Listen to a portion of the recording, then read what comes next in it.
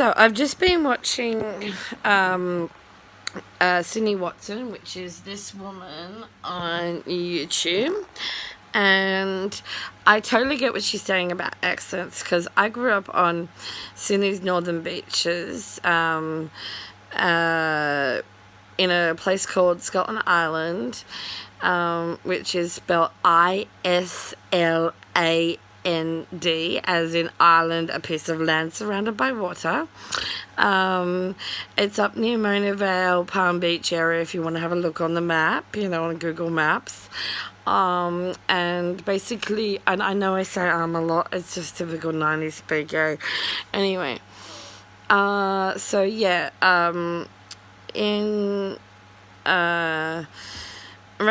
so where I grew up, it's Northern Beaches, North Shore, and eastern suburbs of Sydney are considered like the posh, rich areas. I'd probably say before my dad died, you'd class this as maybe middle class, or something thereabouts, because my mum owned a property,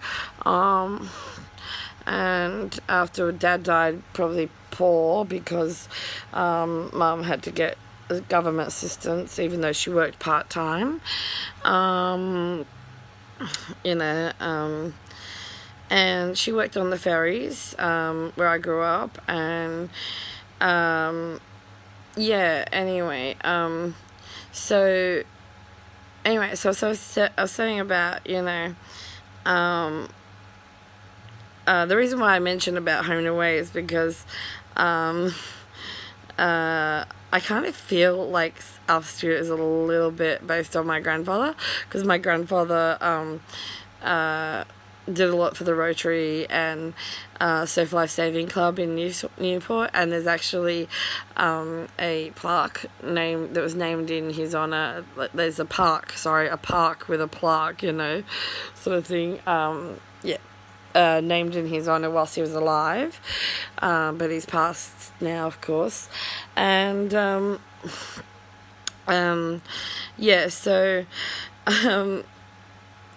basically, I'm in that area. Whenever I'm on the northern beaches, everybody's like, "Oh, hi, how are you?" And I'm like, "Hi," not everybody, but you know what I mean. Like, I just feel like every time I go to the northern beaches side of the north side of the harbour, it's like, oh great, who am I going to run into today?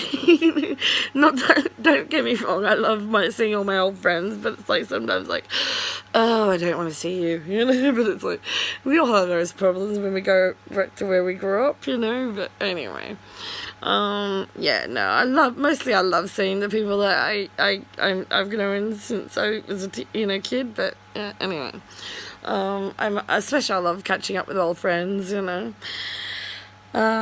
anyway, so yeah, basically, I grew up watching a lot of British and American TV, and I often get people mistaking me for British, and it's like, no, I just grew up on Sydney's northern beaches, and I know how to talk properly, I did, when I was younger, I actually had a speech impediment, and I think, if I'm remembering correctly, I just can't really be certain because it's so far back. I actually had a speech impediment when I was younger, and I'm pretty sure that the person who, was teaching me how to speak properly had a British accent, so maybe that was in some way an influence in the way I talk. But yeah, I have grown up watching a lot of, British and American TV, so yeah, I can do an American accent pretty well, but I can also do like posh girl, oh yeah, I'm like so cute, sort of, the like California girl sort of thing.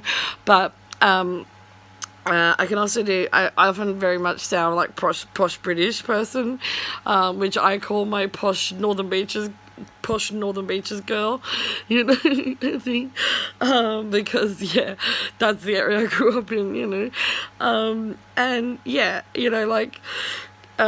what can I say, I even can do, hi, I'm Ingrid from Sweden. I'm Ingrid from Sweden. You know, I like doing accents. It's fun.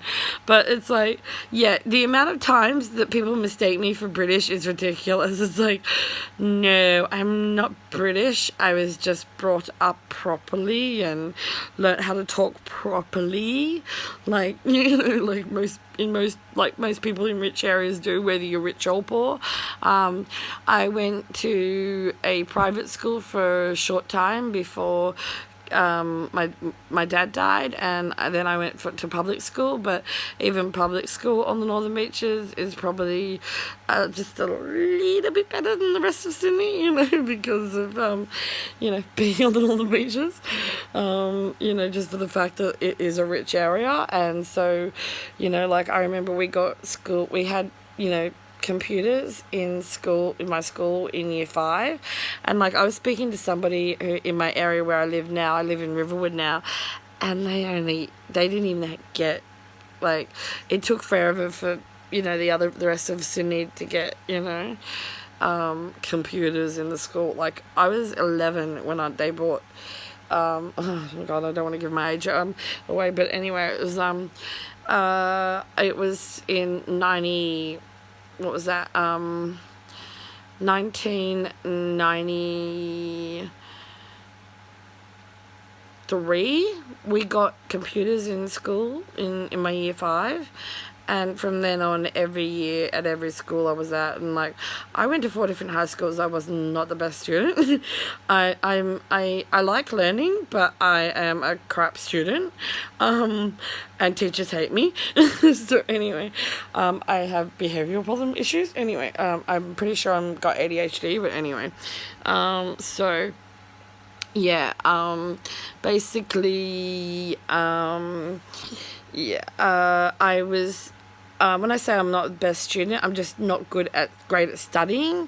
I basically coasted through school on just in sheer intelligence alone.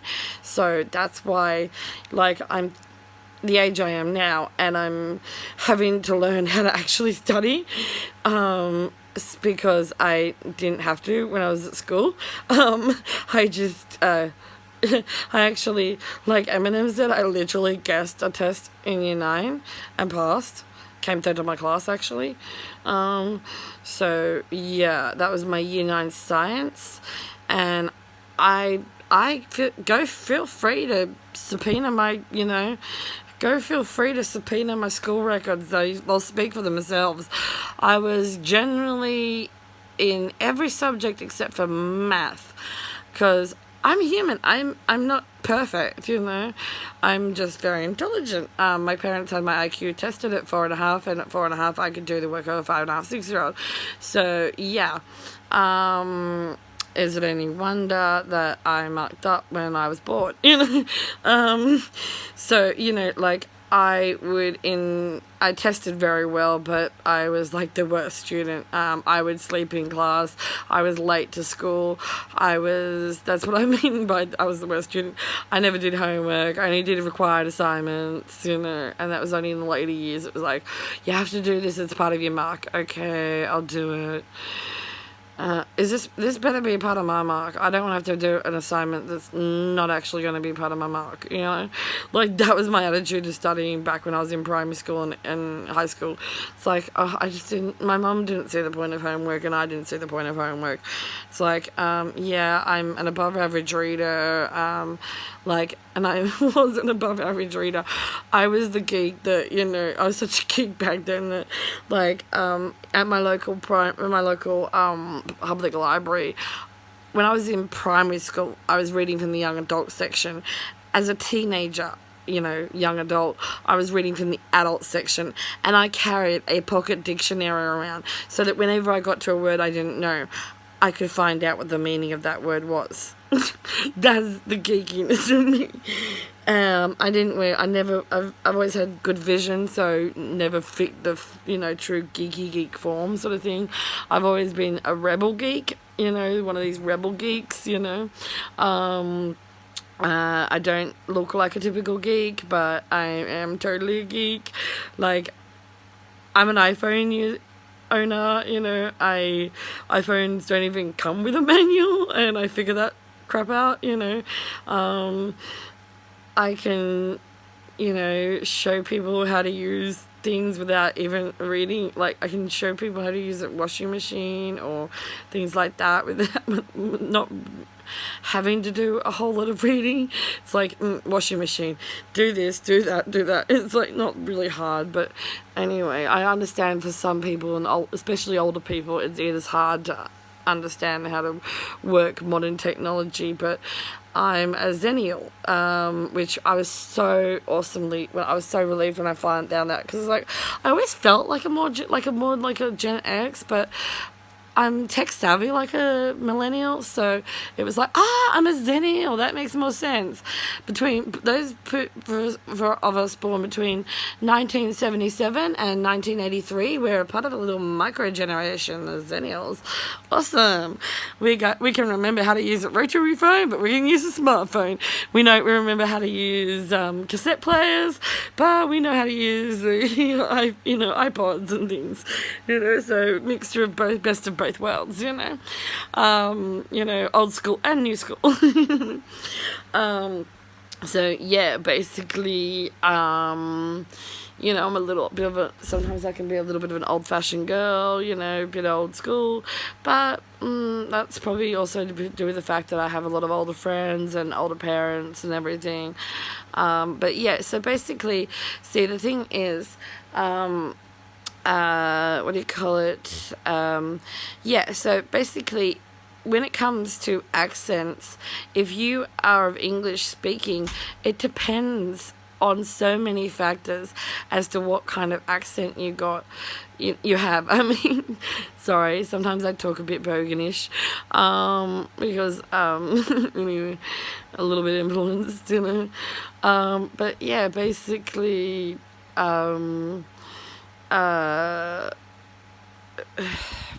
so basically, the thing is, you know, Britain is full of different accents, so I don't understand why people don't get that Australia is full of different accents, depending on where you grew up. America is full of different accents, but depending on which area you grew up in, you know. And I mean, you see, that's because of the fact that Britain had so many different accents depending on where you were, you know, grew up, what area you grew up in. So, yeah, like, Northern Beaches is like, Northern Beaches, North Shore and Eastern Suburbs. We're like the posh British, you know, and whereas the rest of Sydney, it depends. It just depends. You know, some people can talk well, other people talk bogan, you know. Where it's like, mate, mate.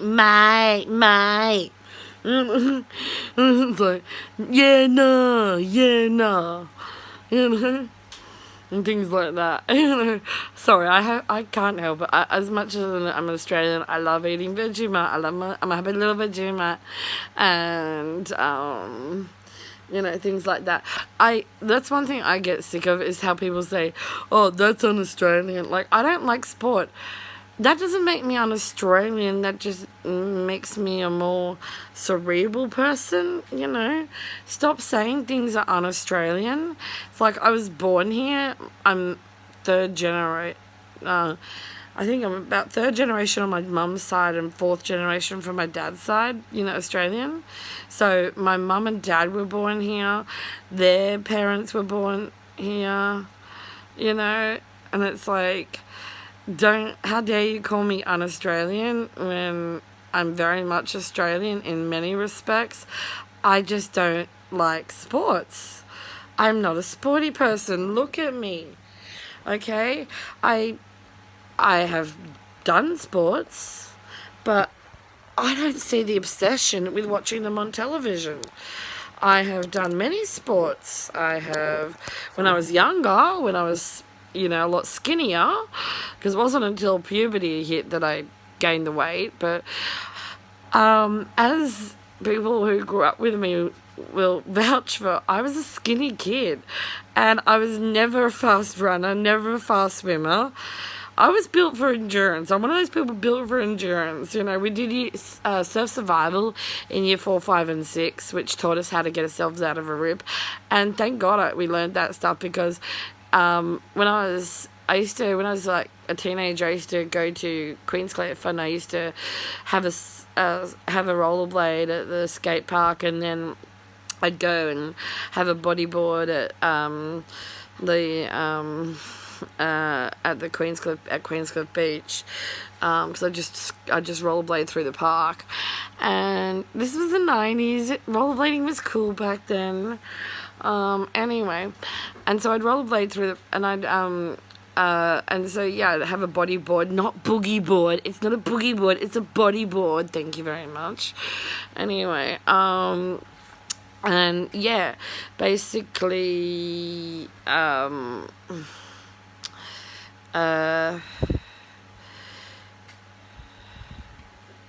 yeah, so basically,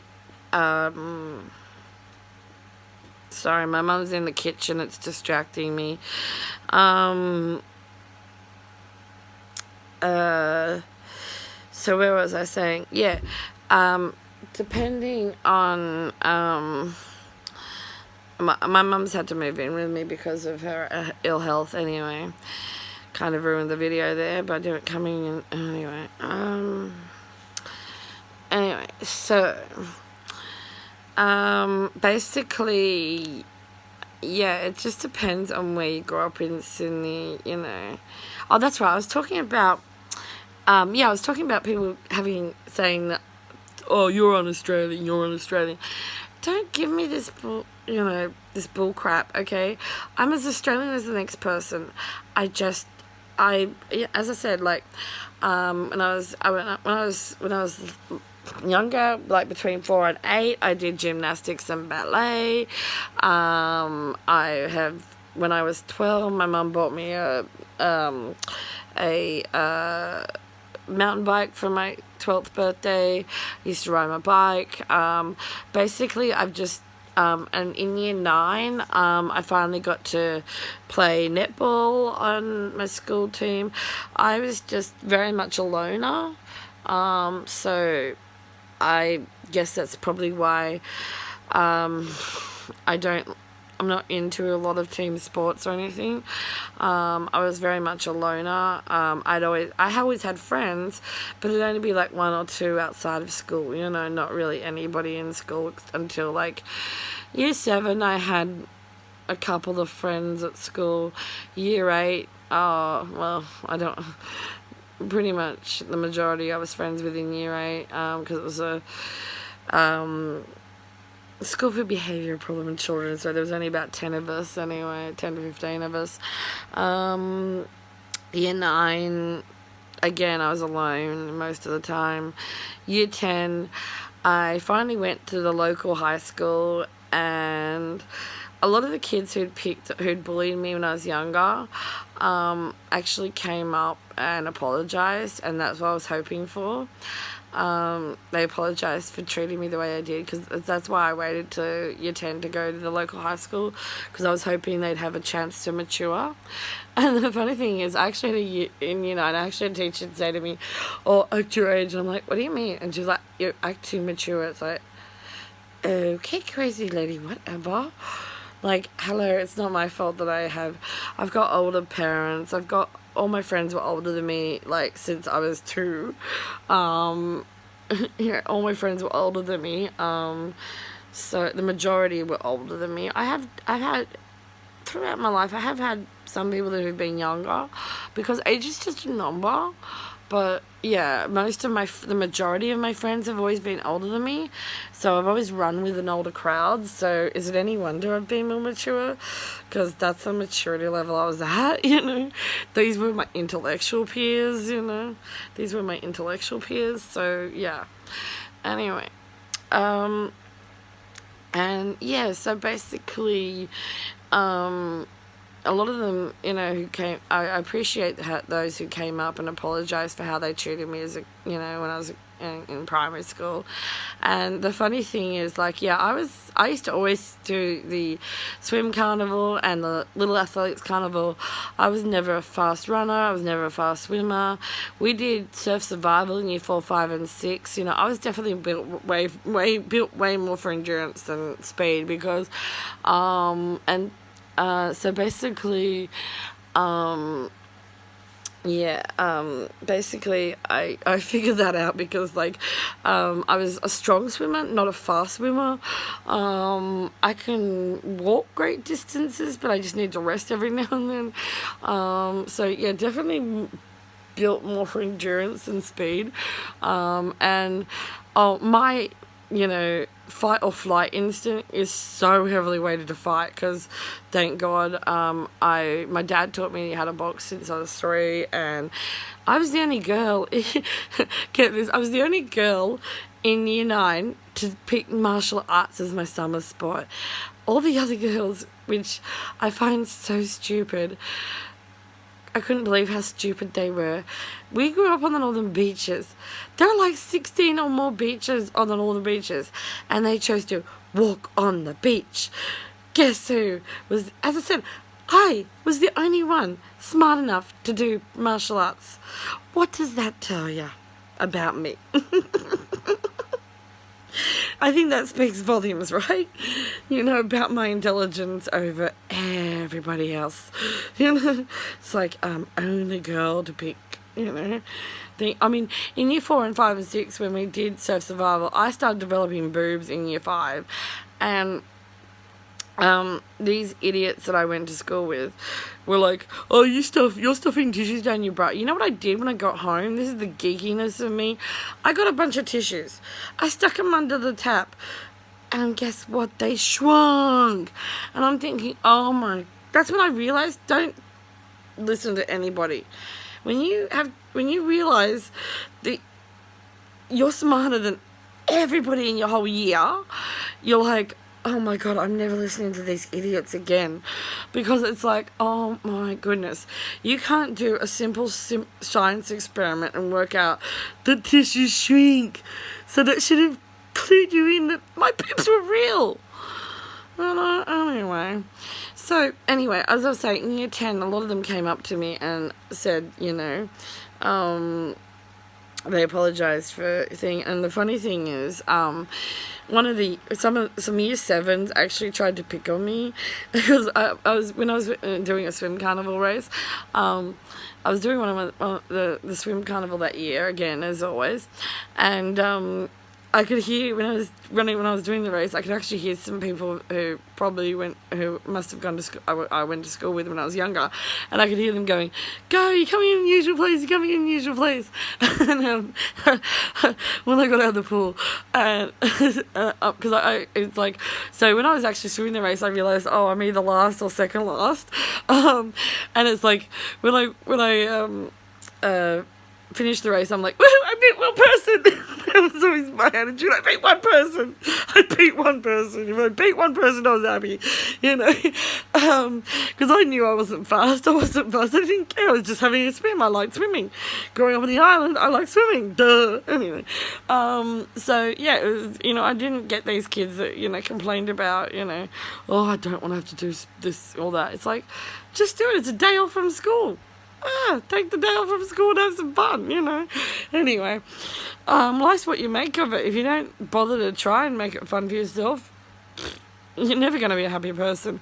Anyway, so the thing is, so in year 10, when I did the swimming race, after having that race, some year 7s tried to pick on me, and I was very, very grateful to those who said, oh, even when she was a skinny runt, she couldn't swim fast. It's got nothing to do with her weight or her boobs.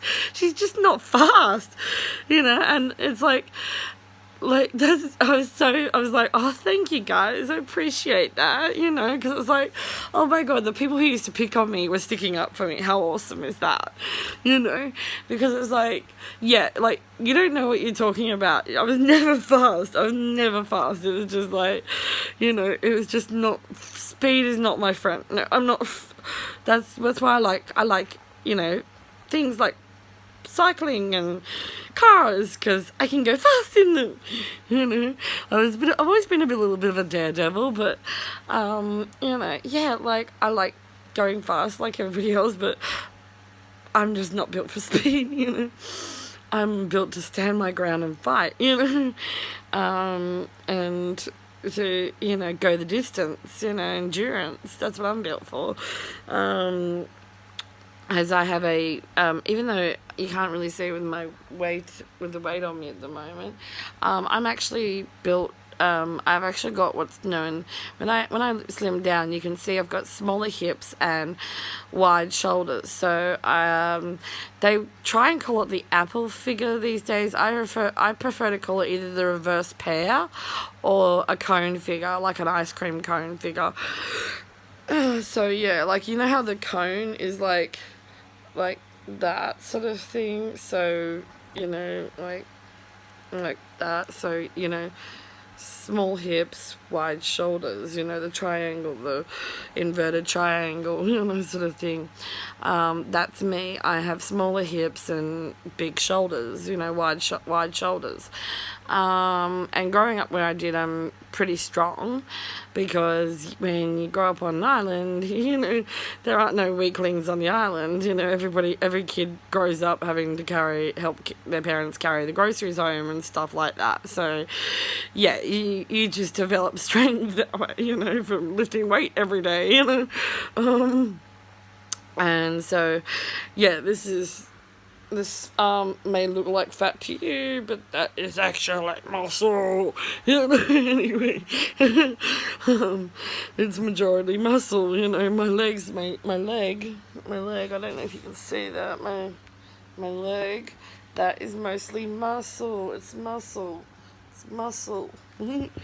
Very little fat on my leg. It's actually just mostly muscle from when I was cycling. I used to cycle up hills and stuff, and yeah, nobody thought to tell me, you might want to not do that in case it builds up too much muscle. Cycling's good for some people, bad for others, because it makes us get thunder thighs. Some women shouldn't cycle.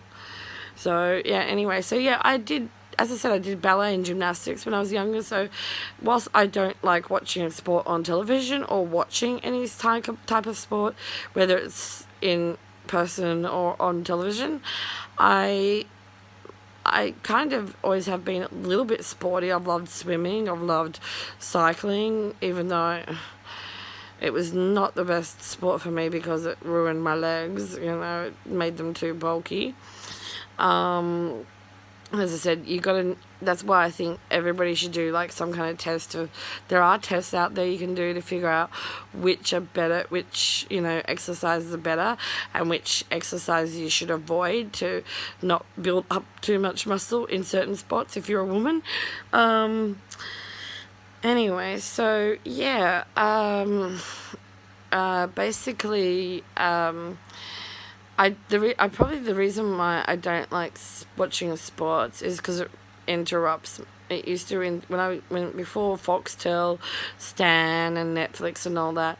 It meant that my programs that I like to watch got taken off the air for stupid things like the Olympics and football and all that and cricket, and I would get so angry. It's like, why take off my program? Put it on at another time when it's not interrupting my regular program at night, you know? Anyway, so yeah, that was probably why I have a hatred of watching sport on television and things like that, because it's like, no, TV is just for stories. I want my stories. Anyway, but yeah, so it's not that I'm not a sporty person, it's just I don't like watching sport. I'll participate in sport, except unless it's cricket or football, which are stupid, as far as I'm concerned. You know, I'll play netball, I will play basketball, I would even play baseball, but not those stupid, boring games. Oh my god, like cricket. Yeah, I'm just gonna sit here. There's nothing's gonna happen out here anyway, where I'm at, you know, so I can't be bothered. Could not care less. It's like not my game, you know. Anyway, I'm just one of those people. If it's something's not my thing, I'm not gonna to be interested in it, and that's what my approach to school was, you know. Nothing, and like that's why I probably didn't, you know, wasn't great at math when I was younger. I barely passed math most of the time. It's like, oh, just passed like 55%, you know. But like in most other subjects, I would get like, you know, anywhere between, I'd get either a 70 percentile, or I'd get an 80 percentile, or I'd get in a 90 percentile. So in case you don't understand what I mean, I'll rephrase that. That means I was in the top 30, 20, or 10 percentile on exams. So yeah, in pretty much every subject except math.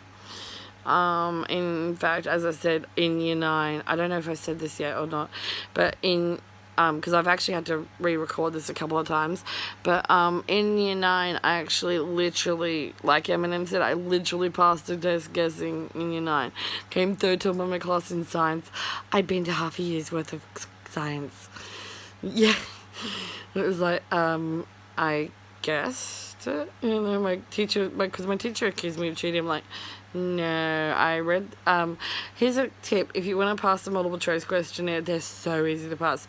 Read the question thoroughly, read the answers thoroughly, and try to use your deductive reasoning to go with the one that sounds most correct. If you've got good deductive reasoning skills like I have, you'll work out which is the correct answer, and you'll pass, because you'll get like 90-something% like I did. I came third top of my class in year 9 science, because it was a multiple choice questionnaire, and I just guessed my way through the whole exam, end of year exam, and I guessed my way and came third top of the class. That's me. You know. Yeah, so I'm the type of person, you know, like I can put what do you call it? I can assemble flat pack furniture for the most part by myself, unless it's something that needs, you know, help, because it's a 2-person job. You know, some flat pack things you need a second person to help physically do stuff. But yeah, like I can plug electronics into things without too much hassle. It's not, you know. So many people think because of the way I talk that I'm somehow stupid. It's like, no, I just speak typical 90s speak, you know. If you were to read something I've written, you'd realize, holy, you know, yeah, holy crap, you know. I write way better than I speak. Because it's late at night here now. It's 12:30. As I said, I'm losing my voice. But yeah, so the thing is, it just depends on where you grow up in Sydney as to what, or anywhere in Australia where you grow up, as to what sort of accent you have. I see, this is where the ADHD comes in, because it's like got off topic completely. Yeah, there's I should post that thing. Yeah, I'll post it underneath of this video.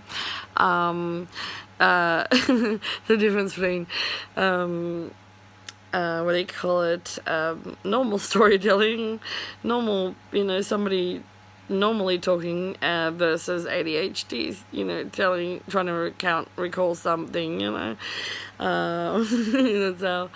That's the thing about, yeah, so the thing is, as I said about accents, is I often get mistaken for British just because of where I grew up on Sydney's northern beaches. So I can totally relate to her thing about her video, about Cindy Watson's video about why my accent is botched. It's like, well, for me it is actually because I've watched a lot of television, grew up watching a lot of British and American television, so sometimes I just accidentally slip into those sort of accents, you know. But yeah, like, and I do make fun of the Bogan accent because it's like, oh my god, it's so embarrassing. Why would you, see, I grew up watching Acropolis Now and things like that. That's the sort of Australian television I like, not crap like Kath and Kim or all that other stuff, like, there's a movie called The Castle and everybody in Australia loves it, and I just think it's utter rubbish. It's just so stupid. Doesn't make any sense to me whatsoever. I don't find it at all amusing. And yet, the movie Australia got completely panned. And it was like, but Nicole Kidman's in it, and it's awesome. It's a really, really cool story. If you actually pay attention to the story, it's actually a really, really cool story. At least it wasn't the castle was just so boring and everything. I just don't. Some of Australian culture, I just don't. What is considered Australian culture, I just don't get, because it's like, yeah, okay, that's maybe okay for the unsophisticated masses, but I need more sophisticated cerebral humor for me to find it funny. I like things that are funny if they're true. Like the most funniest things to me are the truest. Like, I love George Carlin. There's this quote from George Carlin: everyone appreciates your honesty until you are honest with them, then you're an a-hole. Or another way of putting it more nicely is you're a jerk, because like, it's so true. I tend to be a very honest person, and it's like everyone appreciates my honesty until I'm too honest, because often I'm too honest for my own good. So yeah, and I mean, these days, oh my god, I recently got my provisional license, and oh my god, the amount of fully licensed drivers who have the nerve to go off at me when they're doing the wrong thing. Like, people, if you see an obstacle, like somebody trying to reverse, do some reversing stuff, way off in the distance, slow the hell down, and the amount of people going through red lights, and I'll admit I've made that mistake accidentally myself, but I've seen people do it on purpose, and that's not cool. You shouldn't be doing that on purpose. It's different if it's an accident, but to do it on purpose, from a right-hand turn even, like, you're in the right-hand turning lane, not even in the left-hand turning lane, and you're doing that on a red light. Or like the idiot I saw doing an illegal U-turn. I've seen many idiots doing illegal U-turns, but the one that got me recently, I couldn't believe it. Illegal U-turns at traffic lights. You're not supposed. It's illegal to do a U-turn at traffic lights. And I saw this recently happen when there was an accident. And this person, I don't know can't remember if it was a guy or not, probably, I'm just guessing it was a guy. They did an illegal U-turn at traffic lights in full view of the cops. And the cops like are way off in the distance, and they all start walking down to this idiot doing illegal U-turn at the traffic lights. Oh my god, so I'm having to wait for this idiot to finish doing his turn for the police to speak to him finally, and give him the fine that he bloody so rightly deserved. I mean, it was just like, oh my god, you moron. See, don't always blame the provisional license holder. 9 times out of 10, it's the fully licensed idiot who hasn't done the wrong thing. You think about it. The provisional license holder has just learned all the rules. 9 times out of 10, if you start the sentence off with "I've been driving this many years," that means you forgot a lot of the stuff, and maybe you should do the hazard perception test just for safety's sake, because the amount of people well, I was like, in these few short months I've been driving, I've only had my provisional license since November, and it's December. I've had it since about, what was it, the 12th of November I've had my provisional license, and this is now the 24th of December. And I've already had to put up with so many people who have failed to slow down when I'm reversing, and don't even get that this means go around me when I'm trying to reverse park. I hate reverse parking, but sometimes it's a necessary evil. And the amount of people who don't seem to get that, if someone's trying to reverse park, you should either stop further back or go around them and not go right up their rear end of the vehicle, yet I can't get over the amount of people who, I'm probably going to get more idiots doing this now, who will, to a provisional license holder, they will pull up right behind the person just as they're about to start reversing. It's like, oh my God, do you not understand what the indicator's for?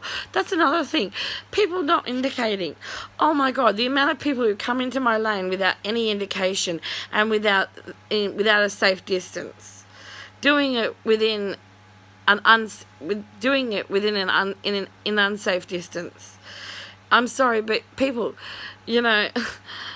seriously, if you're going to come into somebody's lane, try and at least do it safely, which means about 10 or so meters in front of them, not within 3 meters of them, and with only 2 seconds of indication or no indication. It's like so many people forget what the indicator's for.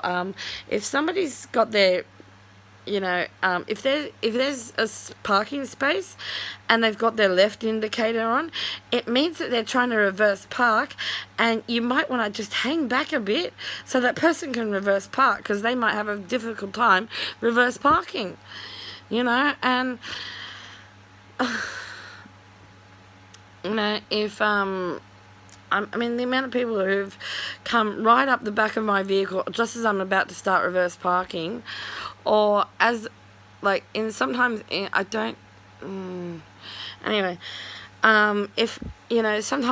in narrow streets, it's when you're reversing, doing a 3-point turn or whatever, sometimes it's necessary to go over the double lines, which I believe is legal, whether it's reversing, you're an obstacle right on the road. And the amount of time some idiot hoon has not been paying attention, not slowed down enough, and then had the nerve to go off at me. It's like, dude, you should have slowed down way before then. If you'd been paying attention, you should have slowed down, and by the time you got up to me, I would have been out of your way. There was no need for you to be the way you were.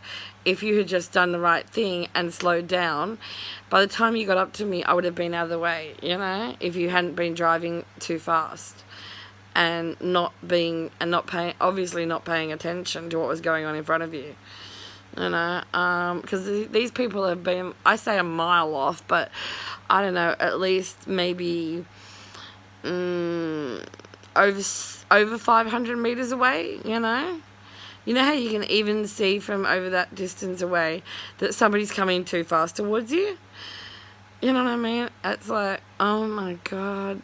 And it's very frustrating as a professional driver who doesn't like having to try and reverse park when I need to reverse park, and some idiot is hooning, on the opposite side towards me too fast, and I'm trying to reverse park, and because it's a narrow street, I'm a little bit over the other, and I don't know if that, I don't know what the legality of that is.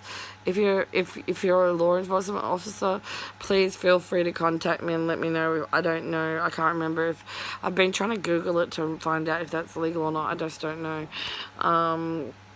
But yeah, as far as I know, I'm doing the right thing, trying to reverse, to reverse park so as to park properly, and I'm trying to practice my reverse parking so I can get better at it, you know, and everything. And like, or I'm doing a 3-point turn or whatever. And it's just like the lack of consideration, the lack of these people, you know, it's like, that's where it's like, I can't wait to have my dash cam and rear cam and all that installed, because it's like, oh my God, you are taking so, you know, these people are just absolutely hooning it, and then having the nerve to go off at me, like, anyway, I won't keep going on about that, but anyway, it's just, people become so self-absorbed, and, you know, it's like, don't always blame the provisional driver because 9 times out of 10 I'm discovering that it's the fully licensed driver who's doing the wrong thing, you know, and it's like, yeah, you might want to brush up on your road rules and, you know, maybe do the hazard perception test so that you know, oh, I should slow down in that instance, you know. Anyway.